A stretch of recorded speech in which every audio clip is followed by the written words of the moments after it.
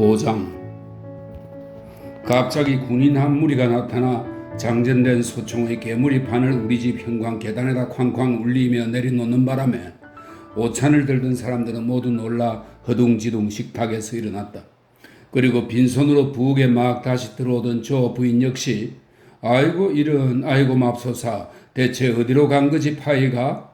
하고 놀라움과 비탄의 찬 소리를 지르다 말고는 동그래진 눈으로 빤히 쳐다보았다. 조 부인이 동그래진 눈으로 쳐다보고 서 있는 동안 상사와 나는 부엌으로 들어섰다. 나는 이 혼란을 틈타 약간이나마 정신을 되찾은 상태였다.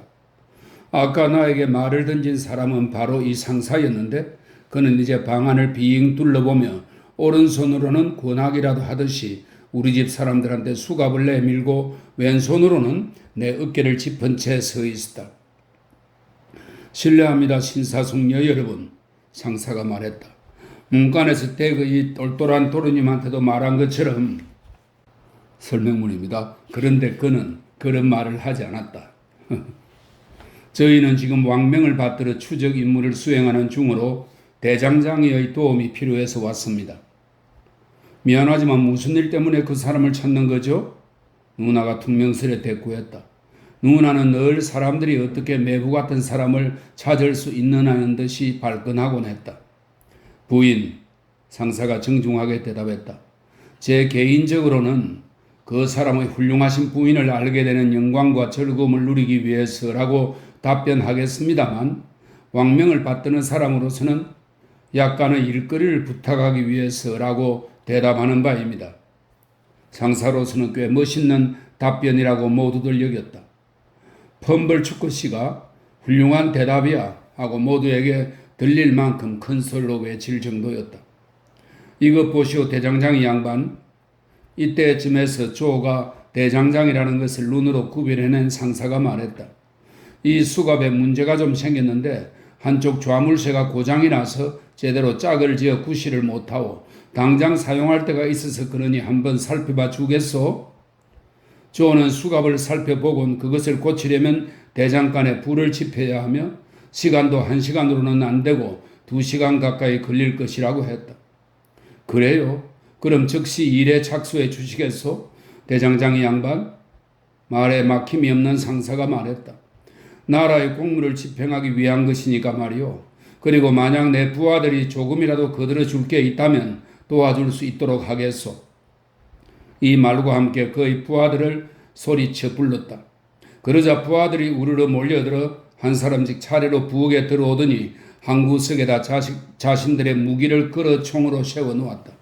그런 다음 그들은 군인들이 을에 걸어하듯 빙 둘러섰는데 때로는 느슨하게 깍지 낀 두 손을 앞에 모으고 있다가 때로는 무릎이나 어깨의 근육을 풀어주기도 하고 때로는 허리띠나 탄대를 좀 헐겁게 풀어보기도 하면서 그리고 때로는 문을 열고 군복의 높은 목깃 위로 목을 뻣뻣하게 잡아 뺀 채 마당으로 침을 뱉기도 하며 서 있었다. 나는 이 모든 것을 보았다. 하지만 당시엔 내가 그것들을 보고 있다는 사실을 알지 못했다. 체포에 대한 불안으로 고통스럽게 떨고 있었기 때문이다. 그러나 수갑이 나를 잡기 위한 것이 아니라는 것과 군인들 때문에 파이가 저 멀리 뒷전으로 밀려나 잊히고 말았다는 것을 깨닫기 시작하면서 나는 흐트러졌던 정신을 좀 더 가다듬을 수 있었다. 지금 시간이 얼마나 됐는지요? 상사가 펌벌추크 씨에게 물었는데 말을 거는 태도가 마치 아까 자신의 멋진 대답을 알아준 능력을 보건대 당연히 시간도 말해줄 능력이 있는 분으로 추측된다는 투였다. 막 2시 30분이 지났소이다. 그리 나쁜 상황은 아니군요. 상사가 생각을 해보며 말했다. 여기서 2시간 가까이 지체해야 한다 해도 뭐 별 문제는 없을 것 같군요. 이 근처 분들은 여기서 섭지까지 얼마나 된다고들 여기고 계신지요? 1.6km 이상은 안 될 것으로 추정됩니다만. 딱 1.6km예요? 저 부인이 말했다. 그런 문제 없습니다. 우린 어두워질 때쯤 그놈들을 포위하기 시작할 것입니다. 어두워지기 조금 전에 하라는 게 제가 받은 명령이었죠. 그러니 그 정도면 별 문제 없을 것입니다. 죄수들이겠죠, 상사님? 윕설치가 당연히 그럴 것이라는 태도로 물었다. 그렇습니다. 상사가 대답했다. 2명입니다. 알려진 바에 따르면 놈들이 아직 섭지에 숨어 있는 것이 거의 확실합니다. 놈들은 어두워지기 전에는 섭지를 벗어나려고 하지 않을 것입니다. 여기 계신 분들 가운데 혹시 그런 쫓기는 놈들 같은 자들을 본 사람은 없습니까? 나를 제외한 모든 사람이 확신에 찬 어조로 없다고 대답했다. 나를 염두에 두는 사람은 아무도 없었다. 그렇군요. 상사가 말했다. 하지만 놈들은 포위망에 걸려 잡히고 말 것입니다. 예상컨대 그것도 놈들이 생각하는 것보다 빨리 말입니다. 자, 대장장 양반, 당신만 준비되면 존귀하신 폐하의 명을 받드는 우리 군인들은 언제라도 시작할 수 있어. 조는 입고 있던 양복 윗도리와 조끼와 장식용 넥타이를 벗고 자금용 가죽 앞치마를 두른 뒤 대장간으로 건너갔다. 군인들 중 한 사람이 대장간의 나무 덫창을 열었고 다른 한 명이 불을 지폈으며 또 다른 한 명은 풀무지를 시작했다. 나머지 군인들은 불길 주변을 빙 둘러섰는데 불길은 곧 활활 타올랐다. 그러자 조는 탕탕 쨍그랑 치고 때리면서 망치질을 하기 시작했고 우리는 모두 바라보며 서 있었다. 곧 있을 추적에 대한 관심 때문에 사람들의 주의가 온통 거기로 쏠렸을 뿐만 아니라 심지어 누나의 인심이 후해지기까지 했다. 건이는 통에서 맥주를 한 주전자 받아다가 군인들에게 가져다 주었고 상사한테는 브랜디를 한 잔 들라고 권했다. 하지만 펌벌축거씨가 재빨리 포도주를 권하세요, 조 부인. 보장하건대 거기엔 타르가 없으니 말이오 하고 말했다. 그러자 상사는 그에게 감사하다는 말을 하고는 자신은 타르가 섞인 술을 좋아하지 않으니 따로 폐가 안 된다면 이왕이면 포도주를 마시겠노라고 말했다. 포도주를 건네자 그는 폐하의 건강을 기원하고 성탄절을 축하하는 건배를 한 뒤 술을 한 입에 쭉 들이켰다. 그리고는 쩝쩝 입맛을 다셨다. 좋은 술 같지 않소 상사? 펌벌축거씨가 말했다. 진정코 말씀드리건대 상사가 대답했다. 이 술은 바로 선생께서 가져오신 것이 아닌가 생각합니다. 펌벌축거씨는 헙을 쭉 하니 한껏 기름진 웃음을 터뜨리면서 말했다. 허허, 그렇소? 어떻게 아셨소? 왜냐하면 말입니다. 상사는 펌벌축거씨의 어깨를 두드리면서 대답했다. 선생께서는 사물을 분별할 줄 아는 분이시기 때문입니다.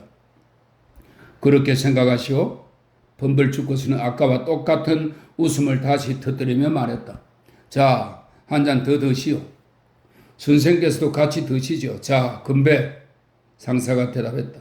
제 술잔 꼭대기를 선생의 술잔 다리 끝에다, 선생의 술잔 다리 끝을 제 술잔 꼭대기에다 그렇게 부딪히면서 한 번 쨍그랑 또 한 번 쨍그랑. 이 유리잔 악기에서 나오는 최고의 가락이죠. 자, 선생의 건강을 빕니다.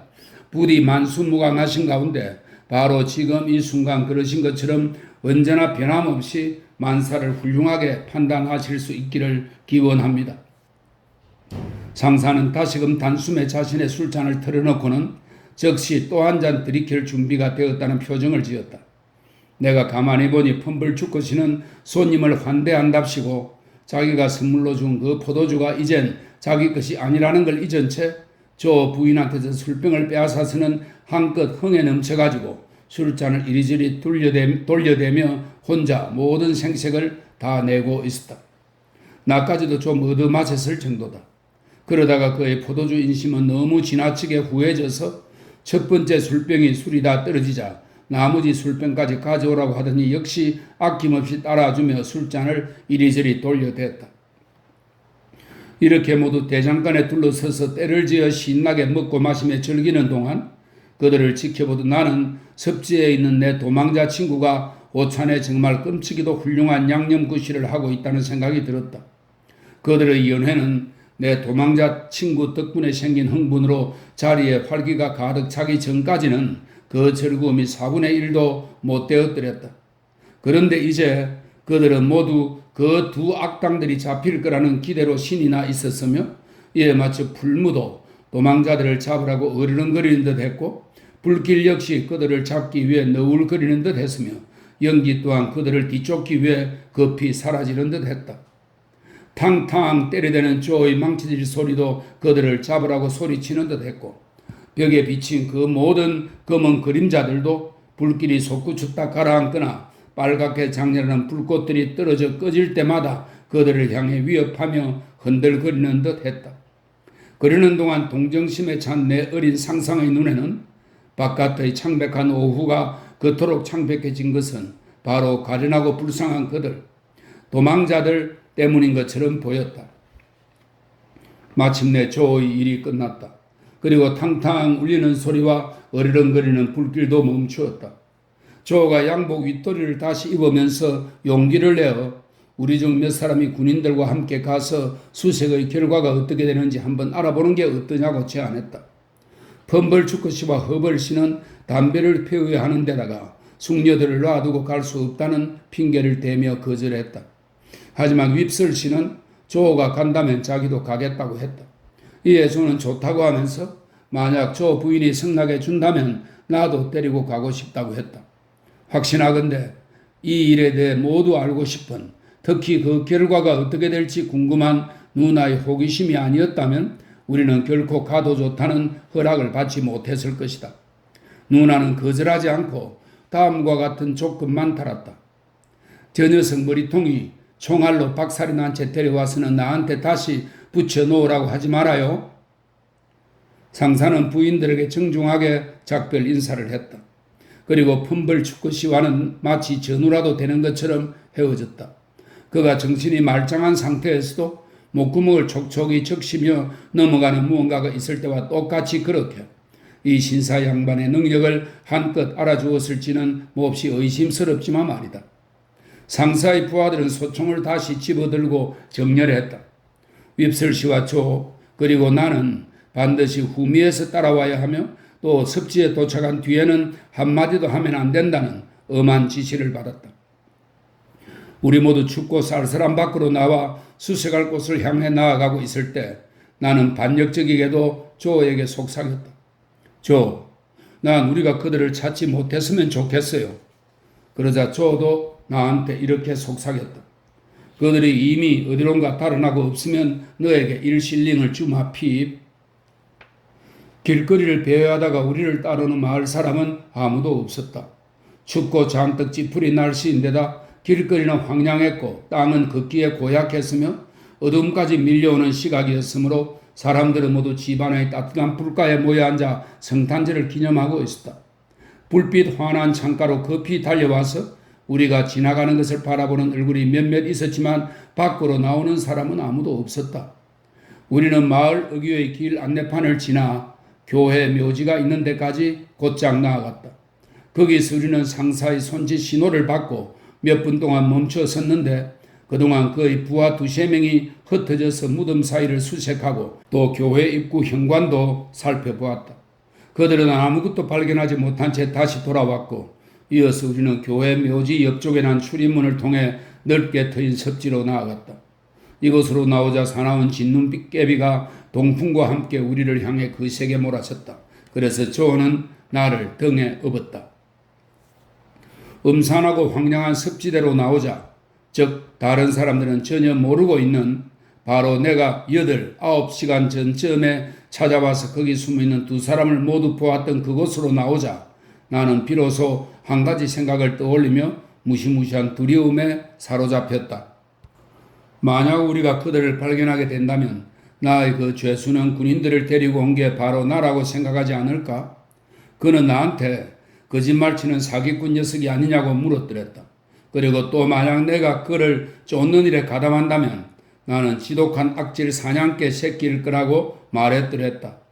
그는 정말로 내가 남을 깜짝까지 속이는 사기꾼이자 악질 사냥개 새끼라고, 그래서 그를 배반한 것이라고 믿지 않을까? 이제 와서 그런 질문을 나 자신에게 던지는 것은 아무 소용이 없는 일이었다. 나는 이미 조의 등에 엎혀서 거기 와 있었고 조는 나를 업은 채 도랑을 향해 사냥꾼처럼 돌진하면서 윕슬 씨가 매부리 코를 쳐박으며 넘어지지 않고 잘 따라오도록 격려하고 있었다. 군인들은 우리 앞에서 서로 간격을 벌리고 꽤 넓게 퍼진 채 한 줄로 나란히 나아갔다. 우리는 내가 아침에 들었다가 안개 속에서 잘못 벗어났던 바로 그 진로를 택해 가고 있었다. 아직 때가 안 되었는지 아니면 바람에 다 흩어졌는지 안개는 이제 그쳐 있었다.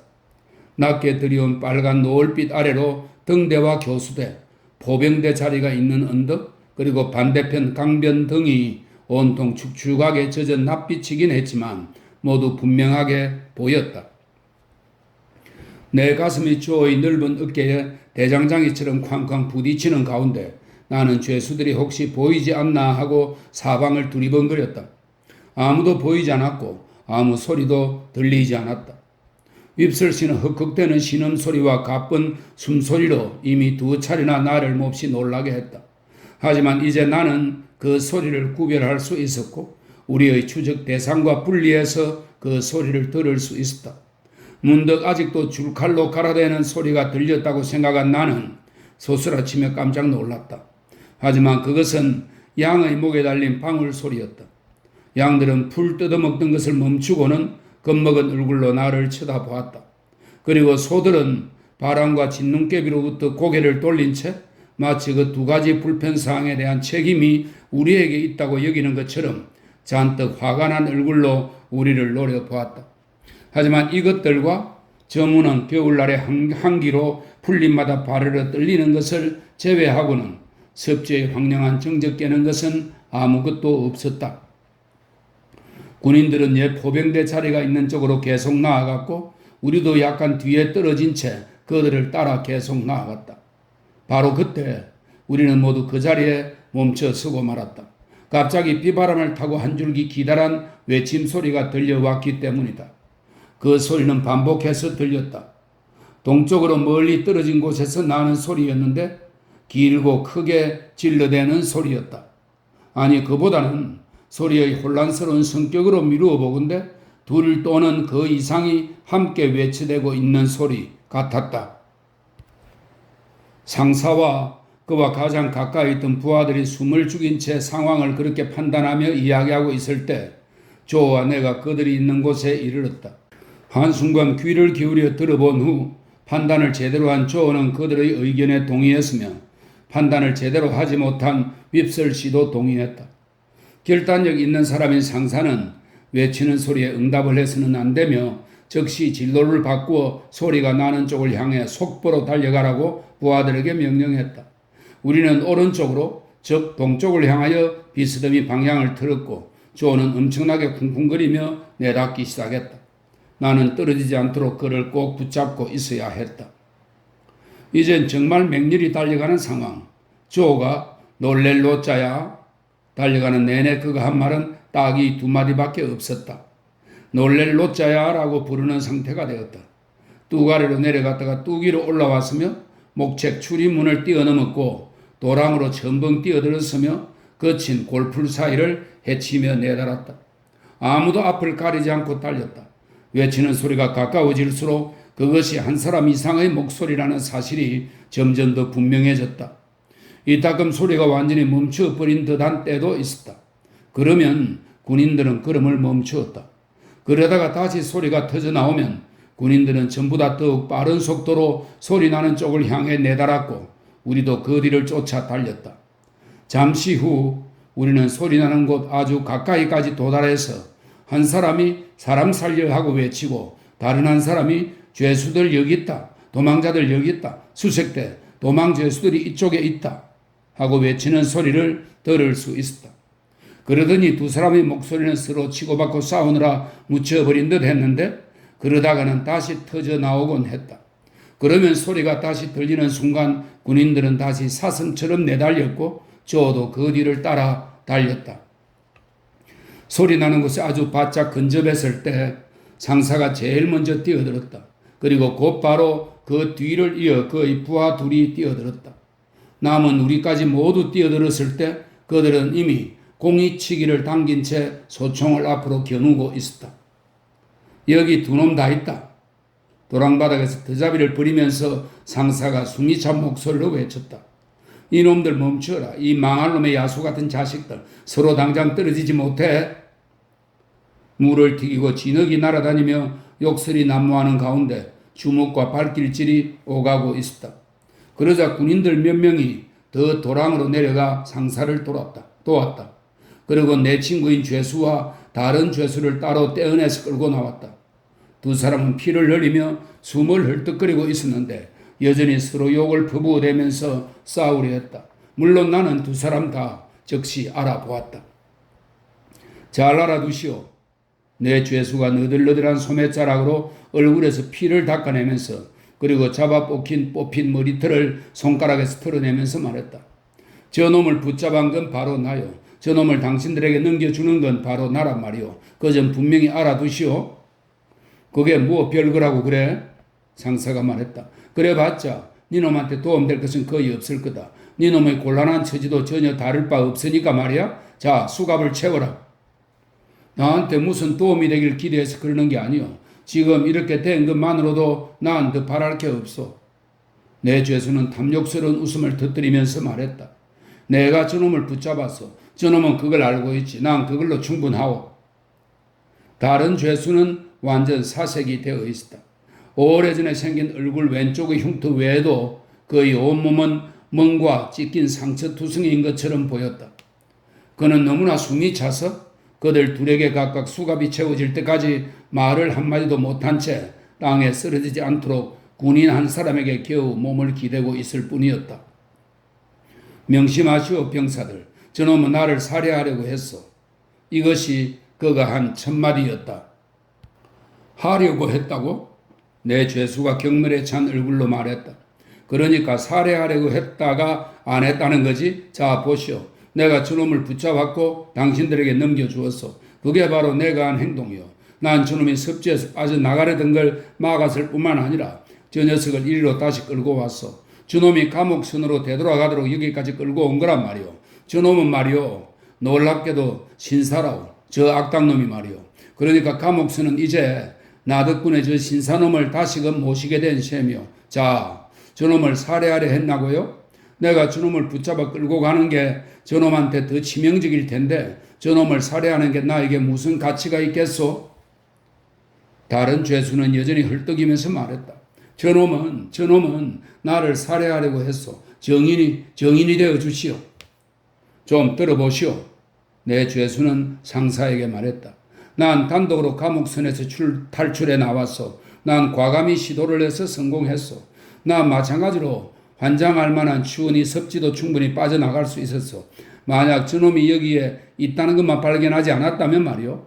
내 다리 좀 보시오. 보다시피 쇠고랑이 잘려 있지 않소? 저놈이 자유롭게 도망가도록 내버려 두다니. 저놈이 내가 찾아낸 수단에 덕을 보게 하다니. 저놈이 다시금 새롭게 나를 이용해 먹도록 하다니. 또다시 말이야. 안 되지. 절대로 안 되고 말고. 내가 저기 진흙바닥에서 이놈한테 죽었다 해도 그는 수갑찬 두 손을 힘차게 휘둘러 도랑을 가리키며 말했다. 난 이놈을 두 손으로 꽉 붙잡고 절대 놓지 않았을 것이요. 그래서 당신들은 저놈을 나한테 붙잡힌 상태로 틀림없이 발견할 수 있었을 것이요. 다른 도망 죄수는 그의 동료 죄수에 대한 극도의 공포감을 역력하게 드러내면서 아까와 똑같은 말을 반복했다. 저놈이 나를 살해하려고 했어. 당신네들이 오지 않았으면 나는 벌써 죽은 몸이었을 것이오. 거짓말이오. 내 죄수가 사납고 격렬하게 말했다. 저놈은 타고난 거짓말쟁이요. 그리고 죽을 때도 거짓말쟁이로 죽을 것이오. 저놈 낯짝을 좀 보시오. 거기 그대로 씌어 있지 않소? 저놈한테 고개를 돌려 날 똑바로 바라보라고 해보시오. 장담하건대 저놈은 감히 그러지 못할 것이오. 다른 죄수는 멸시하는 미소를 지으려고 애쓰면서 하지만 아무리 애써도 그의 입신경의 움직임은 어떤 확실한 표정을 지을 만큼 모아지지 못했다. 그리고 군인들을 바라보았다가 섭지를 둘러보았다가 또 하늘을 쳐다보았다가 했다. 하지만 자신을 비난한 상대방 죄수만은 분명코 바라보지 못했다. 저것 보시오. 내 죄수는 계속 몰아붙였다. 저놈이 얼마나 악당인지 이제 아시겠소? 비굴하게 돌아가며 똑바로 쳐다보지 못하는 저 눈가를 좀 보시오. 저놈은 우리가 함께 재판을 받을 때도 바로 저랬더랬소. 그는 결코 나를 똑바로 쳐다볼 수 없었소. 계속해서 메마른 입술만 실룩실룩 움직여대며 불안스럽게 주변에 가깝고 먼 곳으로 시선을 끊임없이 돌려대던 다른 죄수는 마침내 한순간 시선을 돌려 상대방 죄수를 쳐다보면서 말했다. 니놈한테는 쳐다볼 구석이 별로 없어. 그러곤 반쯤 조롱하는 시선으로 수갑에 묶인 죄수의 두 손을 헐끗 바라보았다. 이에 내 죄수는 미친 듯이 화를 내며 날뛰기 시작했는데 군인들이 나서서 제지하지 않았더라면 그에게로 즉시 달려들고 말았을 것이다. 그러자 다른 죄수가 말했다. 보시오, 내가 말하지 않았소? 저놈은 할 수만 있다면 나를 살해하고 말 것이오. 그가 두려움으로 떨고 있다는 것, 그리고 얇은 눈조각 같은 이상한 흰 딱지가 그 입술에 갑자기 끼기 시작했다는 것은 누가 봐도 쉽게 알 수 있었다. 말싸움은 이제 그만 닥쳐라. 상사가 말했다. 거기 횃불에 불을 밝혀라. 소총 대신 바구니를 들고 온 군인 한 명이 무릎을 꿇고 앉아 바구니를 열고 있을 때 내 죄수는 처음으로 주위를 둘러보았다. 그리고 나를 보았다. 나는 우리가 도랑의 가장자리에 도착했을 때 조의 등에서 내렸는데 그 이후로 꼼짝 않고 서 있었다. 그가 나를 발견했을 때 나는 그를 간절하게 바라보았다. 그리고 양손을 살짝 흔들며 고개를 가로저었다. 나는 그에게 내 결백을 확신시킬 수 있는 기회를 잡기 위해 그가 나를 바라보기만을 기다리고 있었던 것이다. 그의 표정으로는 그가 내 의도를 제대로 이해했는지 전혀 알 수 없었다. 왜냐하면 그는 내가 이해할 수 없는 표정으로 나를 쳐다보았을 뿐만 아니라 그 모든 것이 일순간에 지나가고 말았기 때문이다. 하지만 그가 1시간 동안 또는 하루 종일 나를 바라보고 있었다 할지라도 그의 얼굴은 그 일순간의 표정보다 더 강렬하게 내 기억에 각인되지는 않았을 것이다. 바구니를 든 군인은 곧 불을 붙이는 데 성공하여 횃불을 서너 개 만든 다음 하나는 자신이 들고 나머지는 다른 군인들에게 나누어 주었다. 아까부터 이미 어두워져 가고 있던 날은 이제 꽤 어둑어둑한 상태가 되어 있었고 조금 후면 아주 깜깜해질 것처럼 보였다. 그곳을 떠나기 전에 4명의 군인이 원을 그리고 서서는 공중에 대고 총을 2번 발사했다. 그러자 곧 우리 뒤쪽으로 좀 멀리 떨어진 곳에서 횃불 몇 개가 켜지는 게 보였고 반대편 강변의 습지에서도 횃불들이 보였다. 자, 됐다. 출발! 상사가 외쳤다. 우리가 그리 멀리 가지 않았을 때 3발의 대포가 우리 앞쪽에서 발사되었는데 소리가 아주 커서 내 귓속의 무언가가 터지는 것 같았다. 감옥선에서 니놈들을 기다리고 있다는 표시다. 상사가 내 죄수를 돌아보며 말했다. 니놈들이 돌아오고 있다는 걸 알고 있다는 뜻이지. 이봐, 왜 그리 뒤로 쳐지는 거야? 바짝 따라붙어. 두 죄수는 서로 떨어져서 각기 1단의 군인들에게 포위된 상태로 걸어갔다. 나는 이제 조의 손을 잡고 걸었으며 조는 횃불을 하나 들고 있었다. 윕슬씨는 그만 집으로 돌아가자는 쪽이었지만 조가 끝까지 따라가 볼 결심을 확고히 해서 우리는 일행을 따라 계속 걸어갔다. 길은 이제 대부분 강가를 따라 걸어가는 상당히 편한 길이었다. 도중에 도랑으로 빠지는 갈림길이 여기저기 나타나기도 했는데 거기에는 조그만 회전식 풍차와 진흙투성이의 수문이 있곤 했다. 주위를 둘러보았을 때 우리 뒤쪽에서 따라오는 다른 횃불들이 내 눈에 보였다. 우리 일행이 들고 가는 횃불들에서 커다란 불똥들이 길 위에 떨어져 땅바닥에서 연기를 내며 타오르는 것도 보였다. 그 밖에 보이는 것이라고는 칠흑 같은 어둠뿐이었다.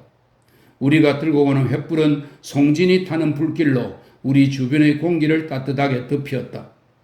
소총으로 둘러싸인 채 절뚝거리며 따라가는 두 죄수한테는 그나마 그거라도 좋은 것 같았다. 그들의 절뚝대는 걸음 때문에 우리는 빨리 갈 수 없었다. 게다가 그들은 너무나 기진맥진한 상태여서 우리는 2-3번 걸음을 멈추고 그들이 잠시 쉬도록 해주어야 했다. 이런 식으로 1시간쯤 이동한 뒤에 우리는 거친 목조 오두막이 있는 선착장에 도착했다. 오두막 안에는 또 다른 수색대가 있었다. 그들은 누구냐 하고 수화를 했고 상사가 이에 응답했다. 그런 다음 우리는 오두막으로 들어갔는데 안에는 담배와 회반죽 냄새가 감도는 가운데 벽난로 불이 환하게 지펴져 있었고 등불 하나와 소총 끌대, 북, 그리고 낮은 목조 침대 털 등이 있었다. 그 침대 털은 기계장치가 떨어져 나간 볼성사나운 세탁물 압착 롤러처럼 생겼는데 한 번에 12명의 군인을 수용할 수 있을 만큼 큼지막했다. 서너 명의 군인이 두꺼운 외투를 입은 채로 그 위에 누워 있었지만 그들은 우리 일행에 별로 관심을 보이지 않은 채 그저 고개만 까딱 들어올려 졸음에 찬 시선을 한번 던지더니 그대로 다시 누워버렸다.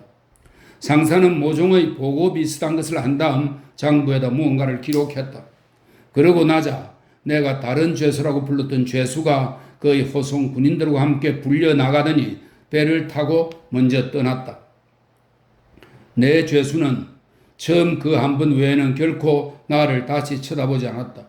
우리가 오두막 안에 서 있는 동안 그는 벽난로 앞에 선 채 생각에 잠겨 불길을 바라보았다. 그러다가 그는 난로 시렁 위에 두 발을 번갈아 올려놓으며 그것들을 생각에 잠겨 바라보곤 했는데 마치 자신의 두 발이 겪은 최근의 시련 때문에 그것들을 동정이라도 하는 듯 했다. 갑자기 그가 상사를 돌아보더니 이렇게 말했다. 이번 탈출과 관련해서 좀 말하고 싶은 게 있어. 몇몇 사람이 나 때문에 의심받는 걸 막을 수도 있는 내용이요. 하고 싶은 말이 있다면 해도 좋다. 상사는 팔짱을 낀 채 서서 그를 냉담하게 바라보며 대꾸했다. 하지만 그것을 여기서 말할 필요는 없다. 너도 알겠지만 이 일이 종료되기 전에 앞으로 그것에 대해 말하고 들을 기회가 충분히 있을 테니까 말이다. 알고 있어. 하지만 이건 다른 사항이요. 별개의 문제란 말이요. 사람이 굶어 죽을 수는 없지 않소. 적어도 난 그럴 수 없었소. 그래서 저 건너편 마을에서 음식물을 좀 들고 나왔소. 섭지 쪽으로 거의 나온 곳에 교회가 있는 마을이었어. 그러니까 훔쳤다 이 말이겠지? 상사가 말했다. 그런데 그걸 어느 집에서 훔쳤는지 말해주겠소. 그건 대장장이 집이었어. 오, 이런? 상사는 조를 빤히 쳐다보며 말했다. 이런 피. 조는 나를 빤히 쳐다보며 말했다. 먹다 남은 음식물 쪼가리. 그래서 바로 그런 것이었어. 음식물 쪼가리 약간과 소량의 술, 그리고 파이 한 판이었어. 혹시 파이 같은 것 잃어버린 적 없어? 대장장이 양반? 상사가 은근한 어조로 물었다. 제 아내가 그렇다고 했었죠. 상사님이 우리 집에 들어오던 바로 그 순간에 말입니다. 그렇지 않니, 핍? 그러니까 내 죄수가 침울한 태도로 조에게로 시선을 돌리면서 하지만 나에게는 조금도 눈길을 주지 않으면서 말했다. 그러니까 당신이 바로 그 대장장이인 게로군. 그렇소? 그렇다면 미안한 말이지만 내가 당신네 파이를 훔쳐 먹었어. 하나님께 맹세코 당신은 얼마든지 그것을 먹어도 괜찮소. 물론 그것이 내 것이라는 가정하에서 하는 말이지만 말이요. 조는 다행스럽게도 조 부인을 기억해내고는 그렇게 덧붙였다. 우린 당신이 무슨 짓을 저질렀는지 모르오. 하지만 불쌍하고 가련한 동료 인간인 당신이 그 때문에 굶어 죽도록 만들지는 않았을 것이오. 그렇지 않니, 핍? 내가 전에도 알아차렸던 그 무언가 짤깍 하는 소리가 죄수의 목에서 다시 나더니 그는 등을 돌렸다. 배는 이미 돌아와 있었고 호송병들도 준비가 되어 있었다. 그래서 그는 죄수의 뒤를 따라 거친 말뚝과 돌로 만든 선착장으로 내려갔고 이어 그가 배에 태워지는 것을 보았다. 배는 그와 같은 일단의 동료 죄수들이 젓는 보트였는데 아무도 그를 보고 놀라거나 그를 보리는 관심을 보이거나 그를 보고 반가워하거나 그를 보고 동정하거나 뭐라고 말을 하거나 하지 않았다. 단지 보트 안에 있는 누군가가 마치 개들에게 하듯이 세게 당기라 이놈들아 하고 소리를 질렀을 따름이었는데 그것은 세웠던 노를 물에 넣고 저으라는 신호였다. 횃불 빛에 의해 우리는 시커먼 감옥선이 해안의 진흙탕으로부터 좀 떨어진 저 바깥쪽에 마치 사악한 노아의 방주처럼 떠 있는 것을 볼 수 있었다.